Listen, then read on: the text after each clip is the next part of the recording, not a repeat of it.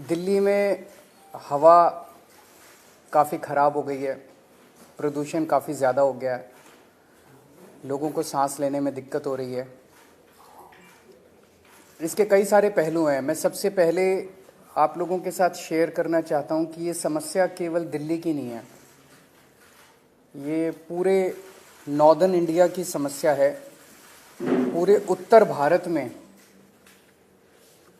Delhi, Charkhi Dadri, Rohtak, Bhiwani, Gurgaon, Bahadurgarh, Jind, Manesar, Noida, greater Noida, Ghaziabad और राजस्थान में भिवाड़ी, इन सभी शहरों में हवा सीवियर कैटेगरी में है। जितनी ख़राब दिल्ली में उतनी ख़राब इन सभी शहरों में है।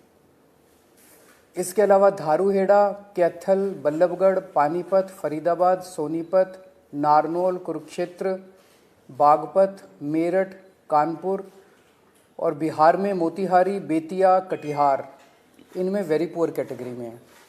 तो ये समस्या पूरे उत्तर भारत की समस्या है प्रदूषण की, और जाहिर तौर पे इसमें केवल आम आदमी पार्टी इसकी जिम्मेदार नहीं है, केवल केजरीवाल इसका जिम्मेदार नहीं है, केवल दिल्ली और पंजाब की सरकारें इसकी जिम्मेदार नहीं है। इसके कई सारे कारण हैं, कई लोकल कारण हैं, कई रीजनल कारण हैं। एक राज्य की हवा एक राज्य में नहीं रहती, इधर से हवा उधर जाती है, उधर से हवा इधर आती है। तो जैसा हम कई बार कह चुके हैं कि इसमें केंद्र सरकार को आगे आके इसके ऊपर स्पेसिफिक कदम उठाने पड़ेंगे ताकि पूरे उत्तर भारत को प्रदूषण से बचाया जा सके। ये पूरे उत्तर भारत की समस्या है, पहली चीज़। दूसरी चीज़, पंजाब में और दिल्ली में हमारी सरकार है। ये वक्त फिंगर पॉइंटिंग का नहीं है, ब्लेम गेम का नहीं है, एक दूसरे को गाली देने का नहीं है, इतने सेंसिटिव मुद्दे पे राजनीति करने का नहीं है। उससे समाधान नहीं निकलता। हम करते रहे राजनीति, वो कहते रहे केजरीवाल जिम्मेदार है, हम कहते रहे वो जिम्मेदार है, इससे कोई समाधान तो नहीं निकलता। जनता को इससे फ़ायदा तो नहीं होता। जनता को तो समाधान चाहिए। पंजाब में पराली जल रही है, हम मानते हैं पंजाब में पराली जल रही है, इसके लिए किसान जिम्मेदार नहीं है। किसानों को समाधान चाहिए। किसानों को जिस दिन समाधान मिल जाएगा वो पराली जलाना बंद कर देंगे, क्योंकि दिल्ली तक जब पराली का धुआं पहुंचता है उसके पहले तो उस किसान के खुद के घर में वो धुआं जाता है, उसके बच्चों के धुआं जाता है। तो उसके लिए किसान जिम्मेदार नहीं है। पंजाब में हमारी सरकार है। अगर पंजाब में पराली जल रही है उसके लिए हमारी सरकार, हम जिम्मेदार हैं। हम इसकी जिम्मेदारी लेते हैं कि पंजाब में अगर पराली जल रही है, अभी हमारी सरकार को बने हुए 6 महीने हुए हैं। 6 महीने बहुत छोटा पीरियड होता है। बहुत सारी समस्याएं थी पंजाब की, बहुत सारे माफिया काम कर रहे थे पंजाब में, उन कई सारे माफियाओं को कंट्रोल किया है। इसके ऊपर भी मान साहब की सरकार ने कई कदम उठाए हैं, वो अभी आपके साथ शेयर करेंगे। पराली के ऊपर पहला साल था, कुछ महीने का चंद टाइम मिला, कुछ कदमों में कुछ सफलता मिली, काफ़ी सफलता नहीं मिली।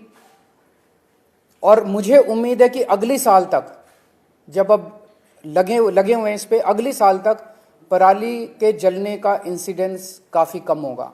कई सारे कदम उठाए जाएंगे, स्पेसिफिक कठोर कदम उठाए जाएंगे, किसानों के साथ मिलकर कदम उठाए जाएंगे। लेकिन हम इसमें ब्लेम गेम नहीं करना चाहते। पंजाब के अंदर अगर पराली जल रही है उसके लिए हम जिम्मेदार हैं, हमारी सरकार जिम्मेदार है। इसमें मान साहब की सरकार ने कई सारे कदम उठाए हैं, वो आपके साथ शेयर करना चाहेंगे। जैसा कि अरविंद केजरीवाल जी ने बोला, ये नॉर्थ इंडिया की प्रॉब्लम है। किसान खुद भी पराली नहीं जलानी चाहता, लेकिन क्योंकि अगली फसल और धान और गेहूं की फसल में सिर्फ और सिर्फ 10-12 दिन का गैप है, तो वो 10-12 दिन में अपने खेत से पराली को कहीं इधर उधर भी नहीं कर सकता, तो उसके पास माचिस की तीली है बस। हमने 1,20,000 के आसपास जो मशीनें दी, जो पराली को बीच में ही, ज़मीन के बीच में ही खपत कर देती हैं। पीएयू ने एक ऐप बनाई, जैसे आप ऊबर ओला की कैब ऐप देखते हो कि आप उस पर अगर टच करते हो तो आपको आपके रीजन में 2-3 किलोमीटर की रेंज में जितने भी मशीनें अवेलेबल हैं, ट्रैक्टर अवेलेबल हैं, आप वहाँ जाके कॉन्टैक्ट नंबर सहित उसमें आ जाते हैं। हमने गुरुद्वारा साहब जो गांव में हैं वहाँ पे बार बार हमने वहाँ गुरुद्वारा साहब में अनाउंसमेंट्स करवाई कि पवन गुरु पानी पिता माता तरत महत।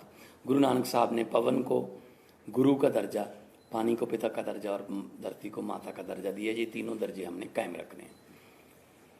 इसके अलावा भी हमने बहुत सी पंचायतों को इनकरेज किया।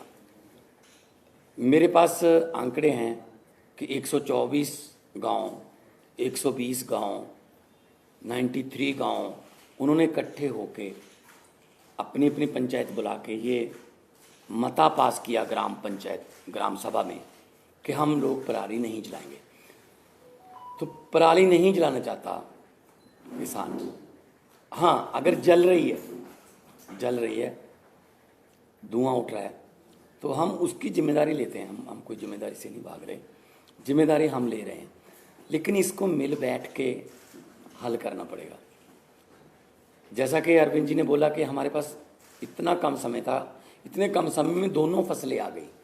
16 मार्च को सेरेमनी थी, बस 15 दिन बाद गेहूं आ गया, बिल्कुल गेहूं के बाद धान आ गया। धान की प्रोक्योरमेंट में कोई कमी नहीं है, लिफ्टिंग में कोई कमी नहीं है, किसान को पैसे मिलने में कोई कमी नहीं है, बल्कि घंटों में ट्रांसफ़र हो रहे हैं पैसे। लेकिन अगर हम ये शान से कहते हैं कि इस साल पंजाब में, हरियाणा में या देश में इतने लाख मीट्रिक टन धान पैदा होगा, रिकॉर्ड टूट जाएंगे, तो हम उस बात को तो शान से कहते हैं। लेकिन हम उस समय ये भी हमें याद रखना चाहिए सरकारों को कि अगर धान के रिकॉर्ड टूट रहे हैं तो पराली के रिकॉर्ड भी टूटेंगे, उतनी पराली भी तो आएगी। तो हमने अभी क्योंकि समय कम था, फिर भी हमने बायो एनर्जी का इंडिया का पहला प्लांट, बर्बियो कंपनी है जर्मनी की, उलहरा काका के पास माननीय केंद्रीय मंत्री हरदीप पुरी जी वहाँ पे आए थे, उद्घाटन किया। वो एक प्लांट जो है 47,000 एकड़ की पराली उठा लेगा, पैसे भी देगा, उठा भी लेगा। एक प्लांट सिर्फ 47,000 एकड़, सिर्फ, क्योंकि पंजाब में 75 लाख एकड़ में धान की बुआई होती है। तो एक से तो काम नहीं चलेगा, ऐसी हमें पीसीओ कंपनियां चाहिए, पराली से बिजली बनाने वाली कंपनियां, पराली से सीएनजी बनाने वाली कंपनियां, बहुत कुछ लेटेस्ट आ गया। हम आपसे ये वादा करते हैं अगले साल नवंबर में इसी हॉल में शायद हम किसी और एंगल से बैठेंगे कि हम उस समय तक इसका हल कर चुके होंगे। चाहे तो हमें पंजाब में इतनी फर्टाइल धरती है, कुछ भी बीज सकते हैं, बस एमएसपी मिल जाए। चाहे तो हम जो क्रॉप डाइवर्सिफिकेशन है उसकी तरफ जाएंगे, फसलों की अदला बदली में। धान से किसान भी कह रहा है मैं धान नहीं उगाना चाहता, मेरा पानी नीचे जा रहा है धरती वाला। तो जिम्मेदारी लेते हुए being a head of the state Punjab, बहुत शहाद किया, बहुत एफर्ट अभी भी जा रही हैं, जितनी देर तक ये क्लियर नहीं होता। लेकिन उसके लिए कोई एक जिम्मेदार आदमी नहीं है, उसमें ये नॉर्थ इंडिया की प्रॉब्लम है। और अगले साल तक हमने अभी से लग गए हैं कि अगले साल बहुत सा एरिया, बहुत, अभी मैंने 75 लाख एकड़ बोला है, 35 लाख एकड़ में पराली नहीं जलती, सिर्फ 40 लाख एकड़ में जलती है। 40 लाख एकड़ को भी हम कोशिश करेंगे कि कहीं और किसी और फसल का बदलाव हो जाए, किसान को उतना ही पैसे जितना धान बीज कर 1 एकड़ से उसकी कमाई होती है किसी और फसल से हो जाए, चाहे तो वो सरसों हो, चाहे बाजरा हो, सूरजमुखी हो, पॉपुलर हो, सब्जियां हों, लेकिन मार्केटिंग चाहिए। तो इसके लिए हमने अभी से काम शुरू कर दिया। तो मैं एक बार फिर ये कहना चाहता हूँ कि सेंटर सरकार को मिलकर बैठना चाहिए। ये नॉर्थ इंडिया का मुद्दा है, पूरे नॉर्थ इंडिया का मुद्दा है। जैसे कि सीएम साहब ने अभी शहरों के नाम गिनाए हैं, कुछ शहरों के नाम ऐसे हैं जो नए भी आए होंगे AQI में, तो एयर क्वालिटी इंडेक्स में। सो मैं बतौर मुख्यमंत्री पंजाब आपको आश्वासन भी देता हूँ और जिम्मेदारी भी लेता हूँ कि जो पराली जल रही है उसका कोई ना कोई हमने एफर्ट्स बहुत किए, कमी भी रह गई होगी, बहुत सी हमारी योजनाएं सफल हुई, बहुत सी नहीं भी सफल हुई, लेकिन किसानों के साथ बैठकर, उनके जथेबंदियों के साथ बैठकर हम अगले साल के लिए प्लान कर रहे हैं। और इस साल और कम हो। अभी हमने वो छोड़ा नहीं है कि हम छोड़ रहे हैं कि ऐसे जला दो या को। पर्चे दर्ज की बात है, पर्चे दर्ज करने से किसी भी चीज़ का इंडेक्स नहीं पता चलता आपको। अगर पर्चे कम दर्ज करेंगे तो इसका मतलब ये थोड़ी है कि पराली कम जली है। अगर किसी ने पर्चे दर्ज नहीं किए इसका मतलब ये थोड़ी पराली जल गई। जब ज़्यादा पर्चे दर्ज के लिए इसका मतलब ये। तो मेरा मतलब ये है, किसान को ये भी ना लगे कि मैं अपराधी हूँ। किसान को अन्नदाता कहते हैं और अन्नदाता ही रखना है। ये जैसा अभी मान साहब ने कहा कि अभी भी स्थिति को कंट्रोल करने के लिए जो भी आने वाले दिनों में कदम उठाने की ज़रूरत है हम उठाएंगे। तो दिल्ली में कल से हम प्राइमरी स्कूल्स बंद कर रहे हैं, प्राइमरी क्लासेस बंद कर रहे हैं जब तक स्थिति में सुधार नहीं हो जाता। और ऑड इवन के ऊपर विचार चल रहा है कि ऑड इवन करने की ज़रूरत है, अगर ज़रूरत होगी तो ऑड इवन को लागू किया जाएगा। आज सुबह मैं देख रहा था, आदेश गुप्ता जी कह रहे थे कि वो एक दादा के नाते बोल रहे हैं और उनका जो पोता है उसे दिक्कत हो रही है।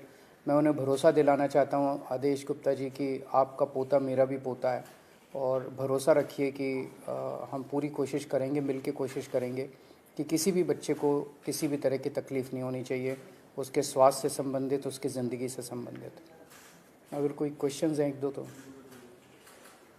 जो मान साहब ने कहा जो पराली को लेकर इस पे सवाल उठ रहे थे कि जो केंद्र सरकार से आप लोगों को कह रहे थे जो प्रस्ताव भेजा था वो नहीं माना गया, उस समय उसके बावजूद कोई और कदम जो आप लोग उठा सकते थे? नहीं, देखो, दो प्रस्ताव हमने भेजे थे। एक तो था कि 1500 आप दे दो, 500 दिल्ली गवर्नमेंट से ले लेंगे, 500 हम दे देंगे, 2500 रुपये पर एकड़ अगर उसको मिल जाएगा, वो दिहाड़ी वगैरह पे उसका खर्च होगा 1000 के आसपास, वो पराली को एक जगह पे रख लेगा, निकाल के अपनी फसल वो गेहूं की बीज देगा। लेकिन वो प्रस्ताव माना नहीं है।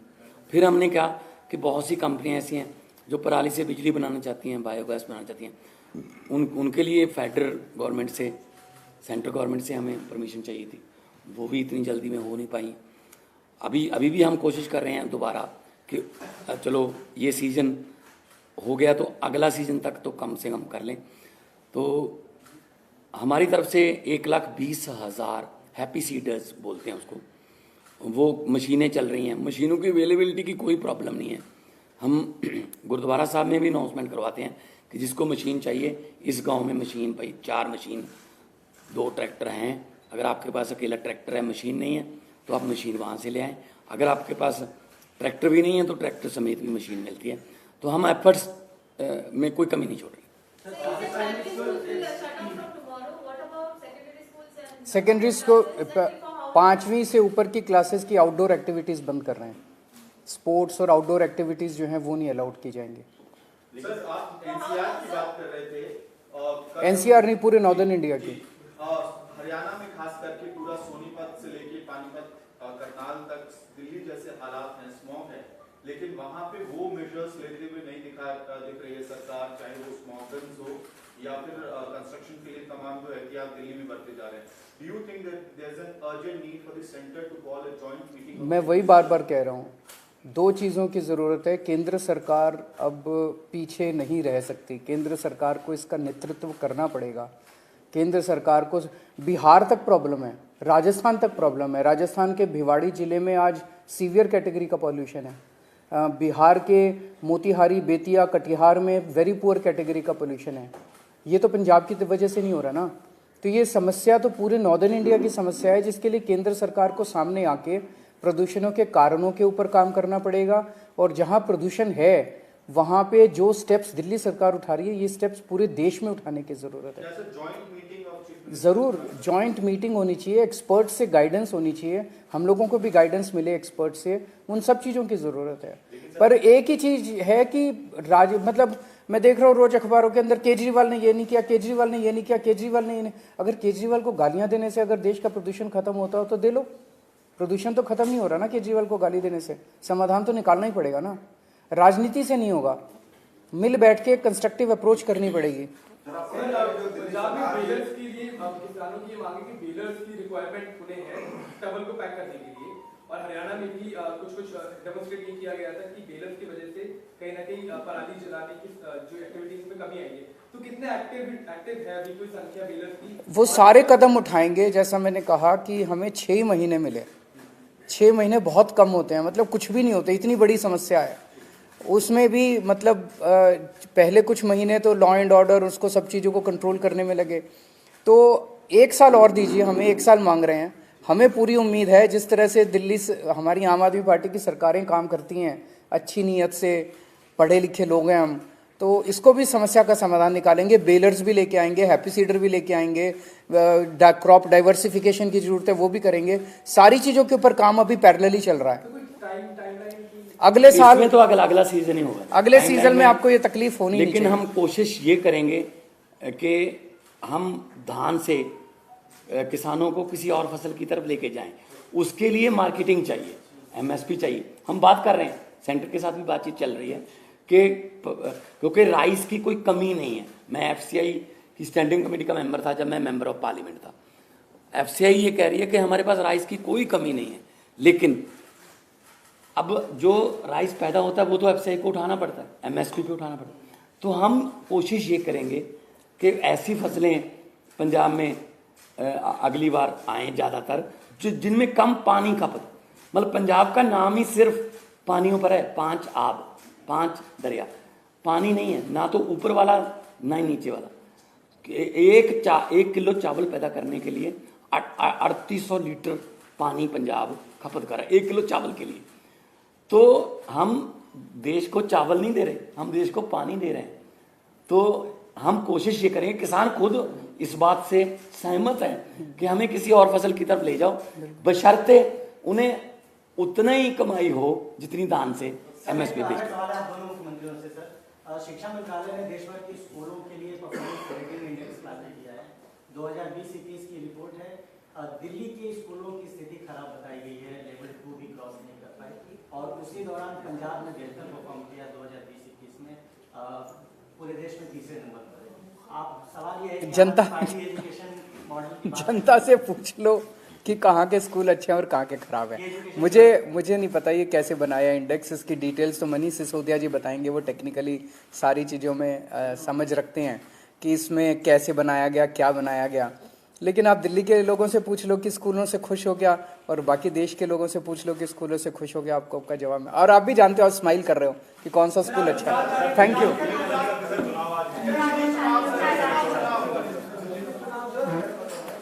हर तरह की खबर सब तो पहला वेखण लई सबसक्राइब करो चैनल कांशी टीवी। हर अपडेट का संकेत मिलता रहे, दबाओ बैल आइकन अते लाइक करो फेसबुक पेज कांशी टीवी।